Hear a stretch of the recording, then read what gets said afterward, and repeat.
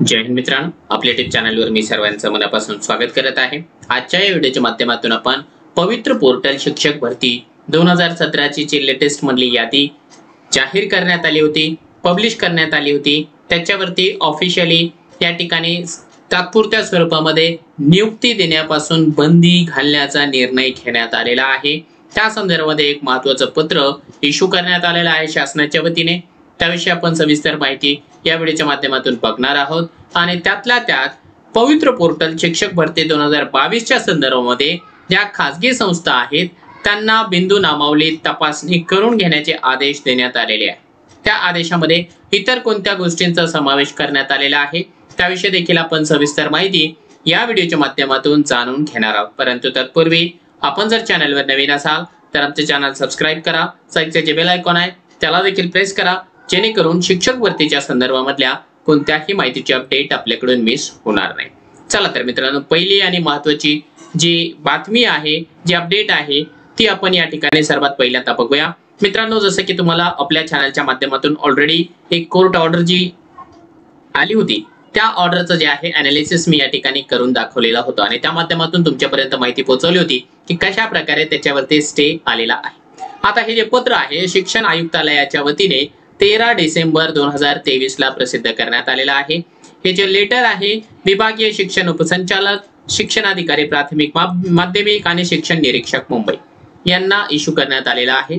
त्यामध्ये जी writ petition आहे 14/718 त्यामध्ये हे जे आपले अभियोग्यताधारक आहेत त्यांच्या नावांचा उल्लेख करण्यात आलेला आहे आणि त्या याचिकेमध्ये न्यायालयाचा जो आदेश आहे त्या आदेशानुसार कारवाई करण्याबाबत यांनी या ठिकाणी स्पष्ट सांगितलेलं आहे।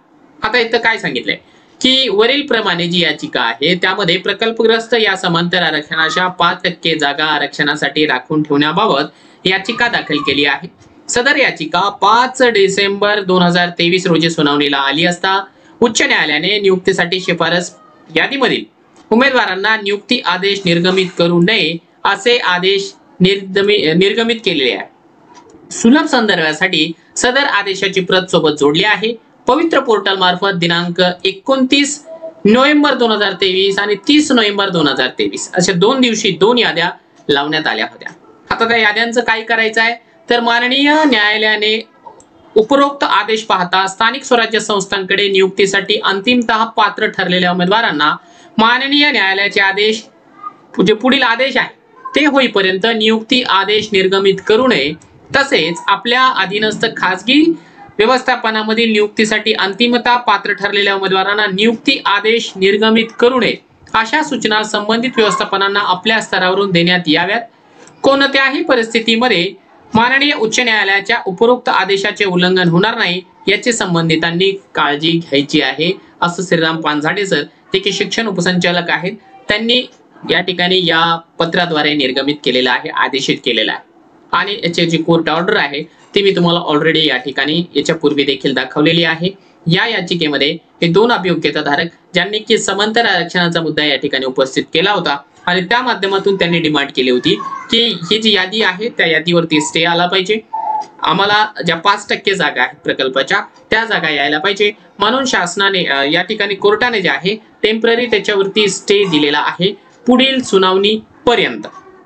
आता याची पुढील सुनावणी असणार आहे 16 जानेवारी 2024 रोजी याची सुनावणी होणार आहे। आता याचा परिणाम नेमकं काय होणार आहे की ज्या ज्या उमेदवारांचं नाव त्या सिलेक्शन यादीमध्ये आहे त्या उमेदवारांची डॉक्युमेंट व्हेरिफिकेशन होणार नाही जोपर्यंत शासन आदेश देत नाही किंवा या याचिकेचा या ठिकाणी निकाल लागत नाही। कोर्टाने आदेश दिला तर त्याचे डॉक्युमेंट व्हेरिफिकेशन होईल, त्यानंतर त्यांना जॉईनिंग मिळेल। जर का काही जिल्हा परिषदांमध्ये डॉक्युमेंट व्हेरिफिकेशन जरी झालं असेल तरी देखील जे आहे त्यांना जॉईनिंग लेटर मिळणार नाही आणि देऊ पण नाही अशा प्रकारचा आदेश या ठिकाणी पानझाडे साहेब यांच्या पत्रानुसार देण्यात आलेला आहे। आता याच्या व्यतिरिक्त ज्या मुलाखतीच्या याद्या लागलेल्या 30 तारखेला त्या मुलाखतीच्या याद्यांमध्ये देखील ज्या उमेदवारांची नावे आहेत त्या उमेदवारांची मुलाखत देखील या ठिकाणी घेतली जाणार नाही जोपर्यंत पुढील आदेश कोर्टाचे येणार नाही तोपर्यंत। तर मित्रांनो, ही खऱ्या अर्थाने ज्या उमेदवारांचं सिलेक्शन झालेलं आहे त्या उमेदवारांसाठी निश्चितपणाने एक बॅड न्यूज असणार आहे, मनस्ताप त्यांना असणार आहे, कारण त्या उमेदवारांनी साऱ्या जगाला ओरडून सांगितलेलं आहे की आमची नियुक्ती या ठिकाणी होणारच आहे किंवा सिलेक्शन झालेलं आहे, नियुक्ती बाकी आहे. आता त्यांना किती कालावधीपर्यंत प्रतीक्षा करावी लागेल हे सांगणं सध्या तरी कठीण आहे, कारण कोर्टाचा निर्णय आज जोपर्यंत अंतिम येत नाही तोपर्यंत आपण सांगू शकत नाही की याला किती कालावधी लागू शकतो. तरी देखील आपण अपेक्षा व्यक्त करूया की 16 तारखेला किमान काहीतरी जी डिसिजन आहे या संदर्भातला अंतिम डिसिजन तो लागू शकेल. दुसरी महत्त्वाची अपडेट तुम्हाला या ठिकाणी दिसत असल्याप्रमाणे 12 डिसेंबर 2023 रोजीची आहे. यामध्ये सांगण्यात आलेलं आहे, बघा हे जे पत्र आहे ते विभागीय शिक्षण उपसंचालक कार्यालय औरंगाबाद यांच्या माध्यमातून निर्गमित करण्यात आलेला आहे. सर्व शिक्षण अधिकाऱ्यांना औरंगाबाद विभागामध्ये जे आहे ते छत्रपती संभाजीनगर म्हणा, औरंगाबाद म्हणा एकच आहे, जालना, बीड, हिंगोली, परभणी या शिक्षण अधिकाऱ्यांना.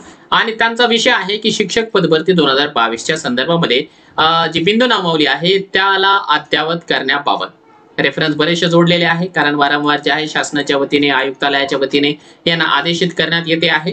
तोच आदेश त्यांनी या ठिकाणी सांगितलेला आहे. आता यांनी सांगितलं की महत्त्वाचं म्हणजे जी परीक्षा या ठिकाणी आयोजित केली होती TITची, त्या परीक्षेच्या नंतर या उमेदवारांचं जे अभियोग्यताधारक होते यांनी परीक्षा दिली त्यांचं या ठिकाणी प्रोफाईल अपडेशनचं काम देखील झालेलं आहे. आता पवित्र पोर्टलला जाहिराती नोंद करण्यासाठी 16/10/23 पासून या ठिकाणी टॅब उपलब्ध देखील करून देण्यात आलेला आहे. आणि त्याप्रमाणे ज्या स्थानिक स्वराज्य संस्था होत्या त्यांनी आपल्या ज्या जाहिराती त्या अपलोड देखील केलेल्या आहेत. आता खऱ्या अर्थाने खासगी संस्थांची जे काही बिंदू नामावली आहे ती अजून पूर्ण झालेली नाही. यास्तव संदर्भीय शासन निर्णयातील तरतुदी विचारात घेऊन पदभरतीसाठी बिंदू नामावली तपासणी करणं आवश्यक आहे. त्यामुळे त्यांनी सांगितलेलं आहे की आपल्या स्तरावरून आपण संबंधित संस्थांना आदेशित करावे, जेणेकरून लवकरात लवकर खासगी संस्थाचालकांनी बिंदू नामावली तपासणी करण्यासाठी जिल्ह्यात नोंद असलेल्या शैक्षणिक संस्थांची सरळ पोर्टलवरील यादी उपलब्ध करून घ्यावी.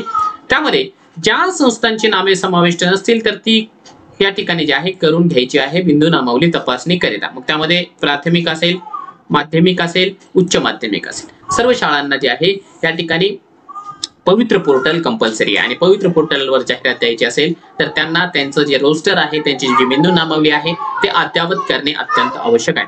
त्यानंतर त्यांनी सांगितलं की पवित्र पोर्टलद्वारे शिक्षक पदभरतीसाठी आपल्या अधीनस्थ सर्व शैक्षणिक संस्थांना बिंदू नामावली करण्याच्या आवश्यक त्या सूचना देण्यात याव्यात. तसेच वेळेमध्ये बिंदू नामावली तपासून पूर्ण करण्याच्या तात्काळ कारवाई करण्यात यावी. याच्या सोबत त्यांनी संस्थांची यादी देखील जोडलेली आहे. हे अनिल साबळे सर जे की शिक्षण उपसंचालक आहेत छत्रपती संभाजीनगर विभागाचे, त्यांनी आदेश दिलेला आहे. आता याचा परिणाम निश्चितपणाने चांगलाच होणार आहे, कारण या आदेशाची जर अंमलबजावणी लवकरात लवकर झाली तर निश्चितपणाने जास्तीत जास्त ज्या प्रायव्हेट सोसायटीज आहेत त्या बिंदू नामावली चेक करून घेतील आणि चेक केल्याच्या नंतर जास्तीत जास्त जागा प्रायव्हेट आस्थापनांच्या देखील आपल्याला पवित्र पोर्टलला पाहायला मिळतील. अपेक्षा व्यक्त करूया की ही जी प्रोसेस आहे ती लवकरात लवकर कंप्लीट व्हावी आणि पवित्र पोर्टलला पहिल्याच टप्प्यामध्ये जास्तीत जास्त जागांची जाहिरात आपल्या सर्वांना पाहायला मिळावी.